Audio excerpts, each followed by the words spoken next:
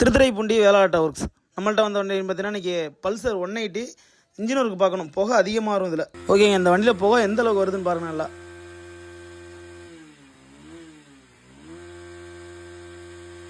ஓகேங்க, இந்த வண்டியை வந்து நம்ம இன்ஜின் ஃபுல்லாக பார்க்க போகிறது கிடையாது, போர் மட்டும் தான் பார்க்க போகிறோம். இதில் இந்த வண்டியில் இந்த அளவுக்கு புகை அதிகமாக வரதுக்கு காரணம் என்ன பார்த்தீங்கன்னா இந்த பிஸ்டன் தாங்க. பிஸ்டனை பாருங்கள், போரையும் பாருங்கள், நல்லா ரெண்டு பக்கமே சீஸ் ஆகி கோடு விழுந்துட்டு இதில் அதிகமாக. அதனால் இந்த அளவுக்கு புகை அதிகமாக வருது. இந்த வண்டி நம்ம ரீபோர் பண்ணல, புதுசு தான் போடுறோம். போர் பிஸ்டன் அசம்பிள் புதுசாக பஜாஜ்லேயே கிடச்சிது.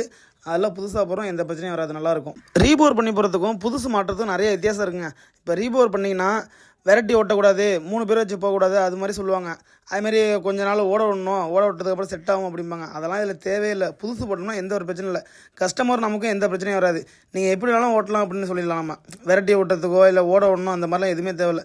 புது வண்டி எடுத்து நீங்கள் எப்படி ஓட்டிங்களோ அதே மாதிரி ஓட்டலாம், எந்த பிரச்சனையும் இல்லாமல் பயப்படாமல் ஓட்டலாம். புது போர் போட்டோம்னா ஹெட்டில் பார்த்தீங்கன்னா 2 valve oil seal, head sitting எல்லாம் பார்த்து பக்கா வந்துட்டு. கிளச்சில் பார்த்தீங்கன்னா இன்னர் அவுட்டர் பெல்லு, ஹவுசிங் எல்லாமே எல்லாம் இருந்துச்சு. இல்லை கிளச்சு பிளேட்டு, ஸ்டீல் பிளேட் மட்டும் தான் அதில் புதுசு மாத்திரம். ஓகேங்க, எல்லா வேலையும் பக்காவாக பார்த்து முடிச்சாச்சு. அதுக்கப்புறம் நம்ம வண்டி ஸ்டார்ட் பண்ணணும், அவ்வளோதான். இந்த தம்பி தாங்க நம்ம கஸ்டமர்.